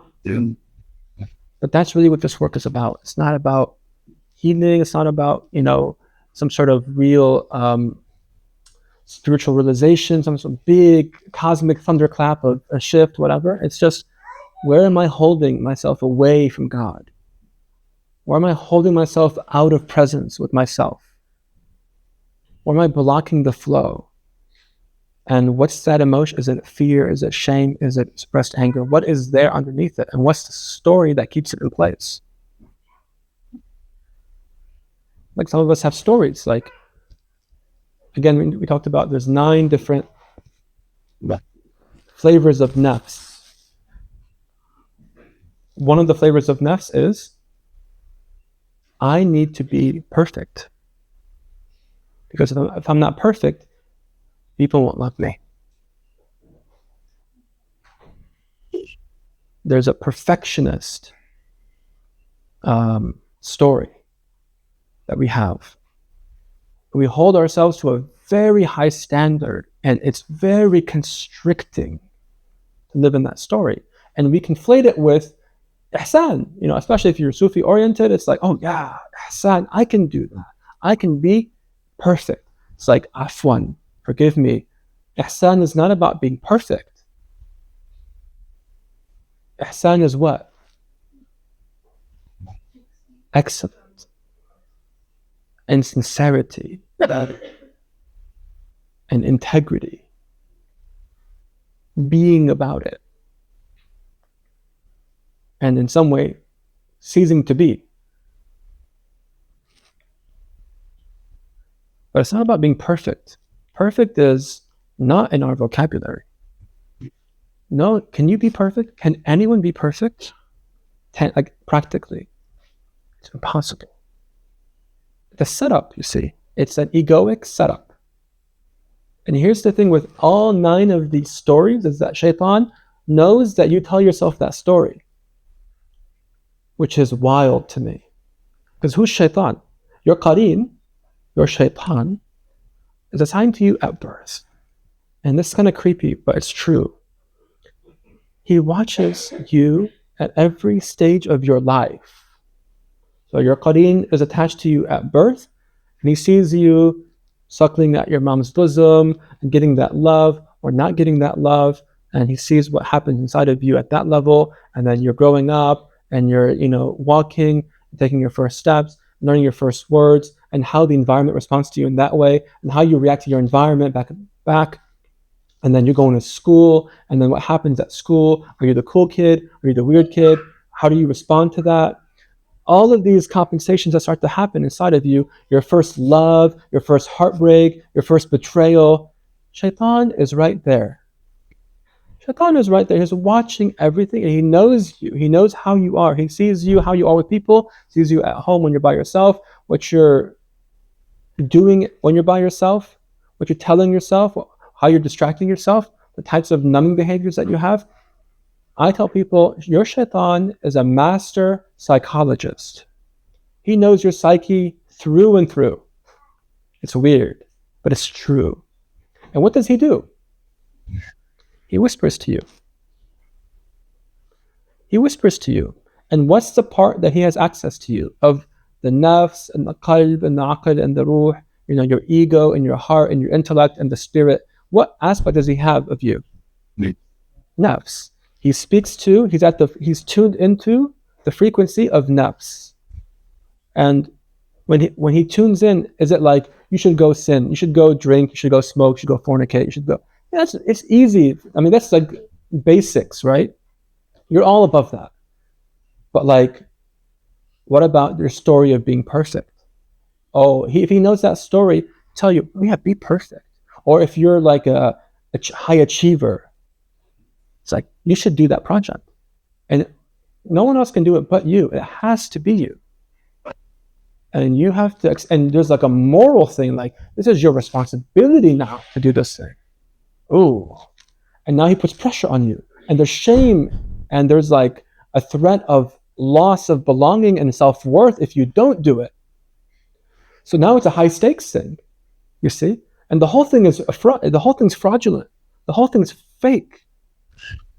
But now you're enmeshed, and you're entrenched, and you're bought in, hook, line, sinker. And now you're efforting, and the body is fortifying, and its holding patterns are amplifying, and you're stuck as stuck can be. And Shaitan goes, all right, I whispered, and I've done my damage, and I know her, she'll be, or him, they'll be in this about 5 days. I'm going to Mexico. I'm going to go chill, because they're going to be in this rut. And, by Jum'ah, they'll go pray Jum'ah, and they'll do salawat, or the Burda on Thursday night, and they come back, I'll come back Thursday night. Wallahi, this is games. You should know this is happening. They're playing games, and they know you. Or the strategy, maybe like the helper I was talking about yesterday. The helper is, I have needs that are not being met, but I will never speak them. And so I will serve other people. I will serve them. And in my service of other people, maybe they'll give me back some love. And Shaitan plays games with that person. Or there's a person that says, I am unworthy of, I have not felt love and belonging my entire life. There's something deeply wrong with me. And there's a whole story there about that. And Shaitan will say, when something happens, someone doesn't include you, he'll go, see, this is because you're not good enough. I told you that. Why were you thinking this would be different? Why were you thinking this love interest was really going to help you and save you? Right? Because you're not good enough. Now go back and numb. Numb, my darling, numb. And you numb. Or the person who's really afraid. And they are constantly hyper vigilant and looking at what could go wrong. And looking at who's going to betray them. And looking at the signs on the horizons before everyone's playing just la la la la la. And those people are looking at the horizons for things that can go wrong. And they're living constantly in glass half empty because they can't rest. Because what if I rest and something bad happens? And I lose my security, I lose my safety, I lose the structure that I find meaning and safety in. I cannot do that. I cannot rest. Or, again, another story of the 9. If I'm not tough, I'll be overwhelmed. Someone will take advantage of me.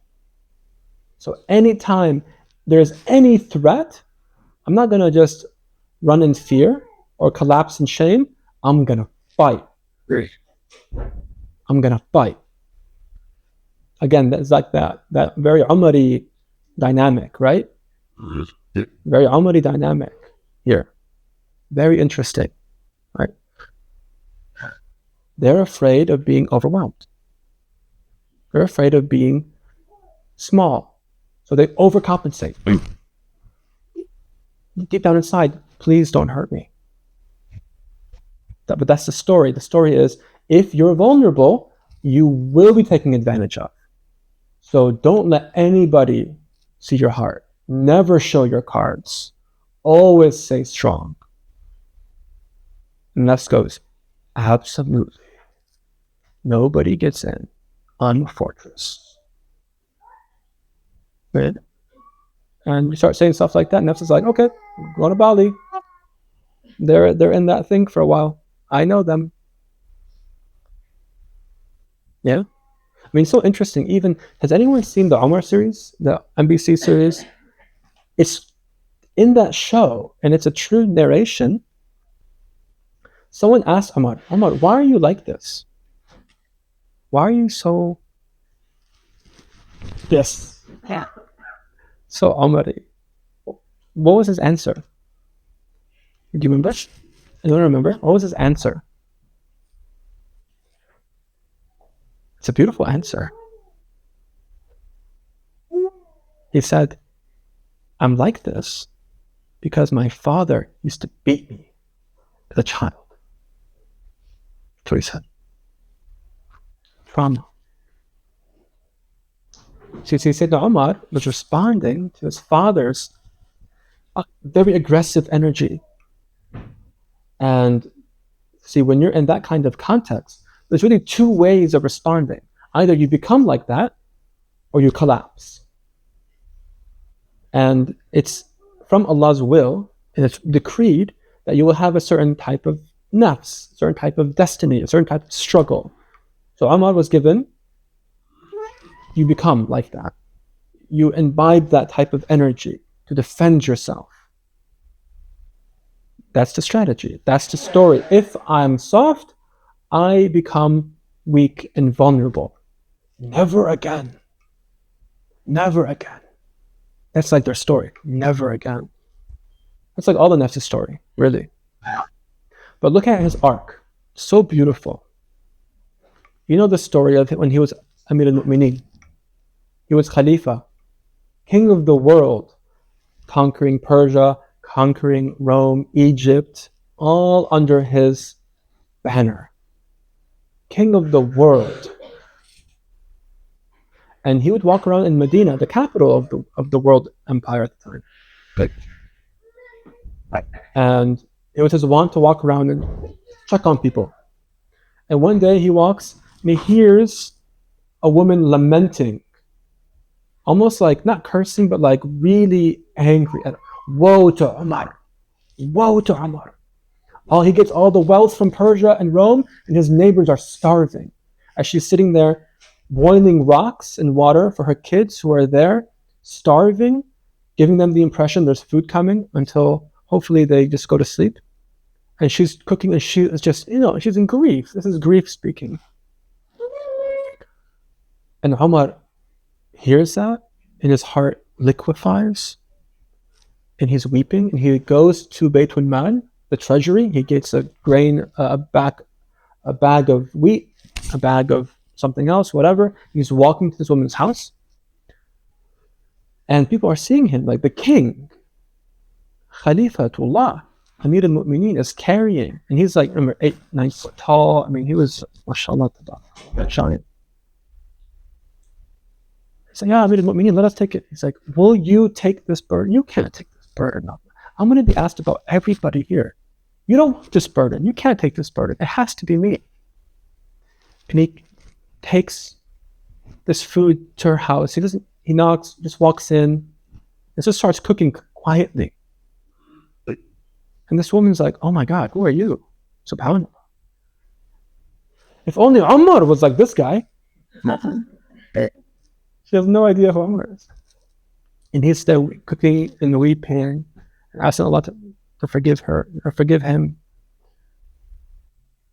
At the end of his life, there was grooves in his cheek from the weeping that he would express. Total change, alchemy, you see. You see in him perhaps the most stunning of cultivation of the Sahaba. Really beautiful, like really night and day. That's Umar. You see, Umar, at the end of that, you can see like he passed the highest classes of the Madrasa Muhammadiyah. With flying colors. I mean, and the Prophet ﷺ knew this, that even when he was alive and Umar was still Umar, he would say, look, I am the khatam of Nubuwah. I am khatmul rusul. I'm the seal of the messengers. There's no prophet coming after me. But if there was to be a prophet after me, it'd be Umar. This is before he was Amir al-Mu'mineen and really finished his work. He knew Umar. He knew Umar. See, that's the work, you see. You have to, and it has to be from your own knowing of yourself, your own issues, in your tissues, in your body. You have to know yourself and you have to work with what is within you. And you have to bring it to Allah Ta'ala. You have to bring mercy and curiosity to it. Compassion and curiosity. These are the antidotes. These are the keys to opening up the heart.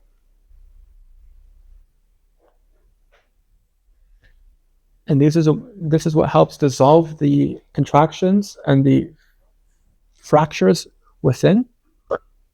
That helps dissolve the story that you have about yourself.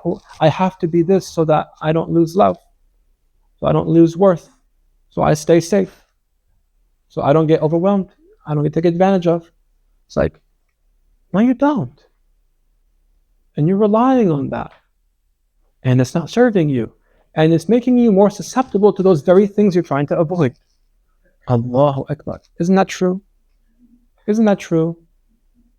That when you are in fear of something, you make yourself more susceptible to it than if you were to allow yourself to move out of that fear, out of that posture of contraction, into the real posture of reliance on Allah Ta'ala. Hasbunallah wa ni'mal wakeel. Hasbunallah wa ni'mal. Allah is sufficient for us, and He is the best of guardians. You have to live in that. Like the healing journey has to take you through a stage where you are totally embodying and imbibing and being nourished by Hasbunallah wa ni'mal wakeel. Absolutely. Absolutely. Reliance on the self is a big no-no. Your strategy is a way you rely on yourself. You don't trust yourself. You don't trust God. This is what trauma does. Trauma moves us out of trust, out of freedom, out of openness, aliveness, youthfulness, this big energy that we have, our own virtue that we have. You see, each of those 9 flavors of nafs that we talked about have their specific vices and their respective virtues. Like the perfectionist one, the vice is what? They're always frustrated and resentful. Because guess what? The world's not perfect. And when you're trying to be perfect and you find non-perfect things, what's your response? Oh, you spilled that? You drew on the wall? How could you? You got a B? Shit. Right? It's like, I prepared everything perfect and then you burnt the cake? Oh my God. Or I did everything for that person and they didn't call me on my birthday? God, people just don't know. Right? We have expectations, and expectations are the death of the heart, especially for this type. But what becomes the virtue of that person, that perfectionist, that becomes reformed, that finds his or her heart? What's the opposite of resentment and frustration? Sakina. It's sakina. See, now I hold myself to a high standard because the perfectionist people, they don't really do gross sins. They don't drink and smoke and fornicate and do stuff like that. Sometimes they'll backbite and do riba and namima and stuff like that, but they don't do the big stuff, right? Otherwise, they would destroy themselves. So they're like good people. They're like good people. You know, the good boys and the good girls? You know what I'm talking about? Not being pejorative, but you know what I mean? Like the good kids. It's like that's your struggle. It's like you're too good. Goodness becomes a veil. It's a fixation. It's like, what's higher than being good? On the spiritual path, what's higher than being good? Being real. Being real is higher than being good. So when Imam Ghazali talks about being performative in your actions and needing to dissolve that and be more present with it. Not just doing dhikr, subhanallah, subhanallah, subhanallah, subhanallah, but really just slow it down and just do 5 of them, but do subhanallah, subhanallah, subhanallah. No, alhamdulillah, alhamdulillah, alhamdulillah, alhamdulillah, alhamdulillah, Allah, alhamdulillah, alhamdulillah. See, that one is equal to 1,000 of the rote, robotic ones. Right? The type that needs to be constantly helping other people. What's the vice? It's a very interesting vice for this type. The vice for that type is pride. I don't need help. You need help. I will help you. I don't need help. In reality, though, I'm really needy of support. I need support, but I won't say it. And I'll serve you, though. You need help, clearly. And they're usually very aware of people's needs. And they find themselves into like these spaces oftentimes too, right? These third spaces and people that want to serve and help out and stuff like that. There's a lot of people here like this. It's beautiful. And there's nothing wrong with that specifically, but you should know, there's something about that that's true for me. And so what becomes the virtue of the helper type that finds his or her heart? What's the opposite of pride? Humility. I serve for the sake of Allah Ta'ala purely with humility. And I don't need any recompense. It's free.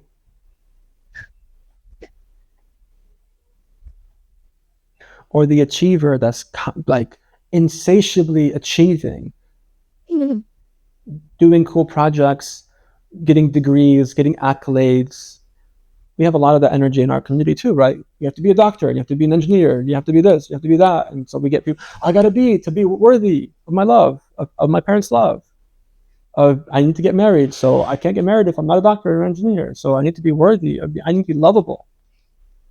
So we have these fixations, and some of us take it to a very deep level. It becomes an egoic structure. So people are always achieving, always trying to do big things and push the envelope. And if they're not pushing an envelope, they feel very vulnerable. Even though it's like, you've gone to a grad school, maybe you've gotten degrees, maybe you started a business is going well, you have a good reputation. It's like, mashallah, like a great, for them, it's like, I've done nothing, I know nothing, I am no one, I need to continue to strive to be someone through my efforting. Whoa, that's intense. That's really intense. What's that person's vice? I need to be seen successful so that I feel worthy of love. I need to be seen, and I need to be applauded. Oh no, don't clap, don't clap. Oh, okay, thank you. Clap, give me a clap a little bit. Ujub, vanity. There's vanity in that. I want to be seen in a certain image of success, of, being put together. Like actors are like this, right? Actors are oftentimes like this. This is like the really clear like version of that. We're everywhere, but like, I need to be seen. I'm very polished, and we go to these Academy Awards. We're all dressed up, and I win an award. And, oh, you love me. You really love me. Right? That famous speech. When she won the award, I forgot who it was, but she won this award. Oh, you love me. You really love me. You gave me this award for being me. Oh, you weren't acting. Doesn't matter. I was acting. Yeah. Vanity. Needing to be like, people oftentimes that sit up here find themselves in that dynamic. Very scary for those that are not aware of it. And sometimes even more scary for those that are aware of it.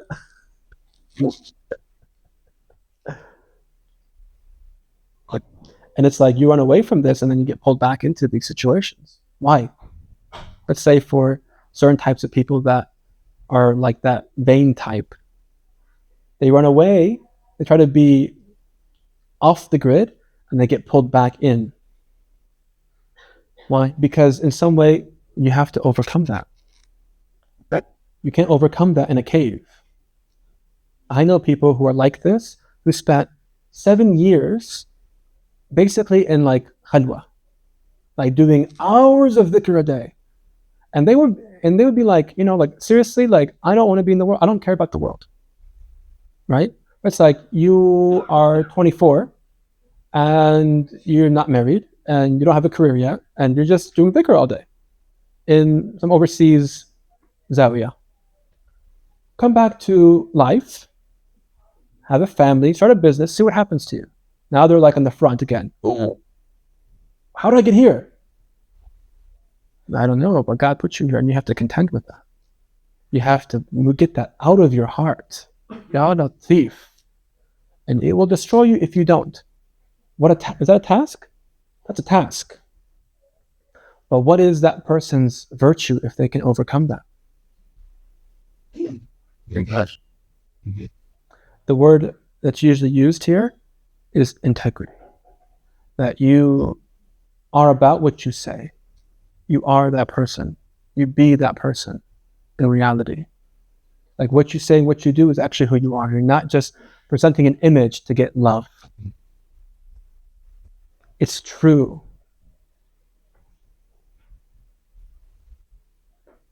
So each of these people, right, have a vice and a virtue.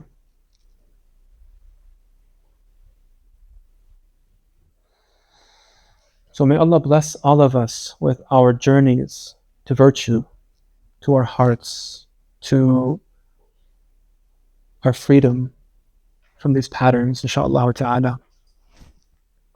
We're over time.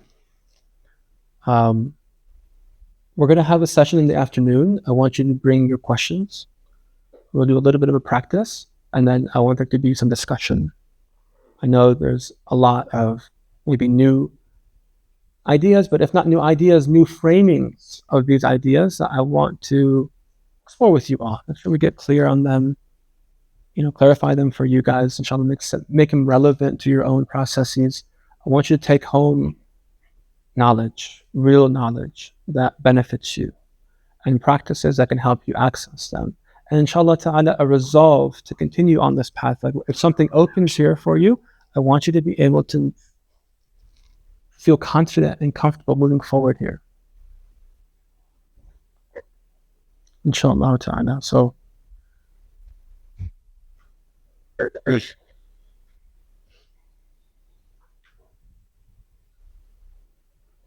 enjoy your afternoon, inshallah ta'ala. We have prayer and I think some free time and activity time. I'll be around, so if you guys want to hang out, you can talk more, maybe sit outside and do some informal sessions. So looking forward to benefiting from you all, inshallah ta'ala, being in suhbah. But do give yourself time, please. We've maybe contacted or touched into big stuff. I purposely didn't want to go too deep into it for obvious reasons, because we're only here for another day. But I hope you're starting to feel what I'm inviting to, what I'm pointing at inside of you, and learning different ways of accessing it. And please feel free to kind of just resource yourself with the ocean, with the trees, with the wind, with the sky, with the sun, with each other. But don't poke and prod. So, don't ask other people, hey, blah, blah, blah.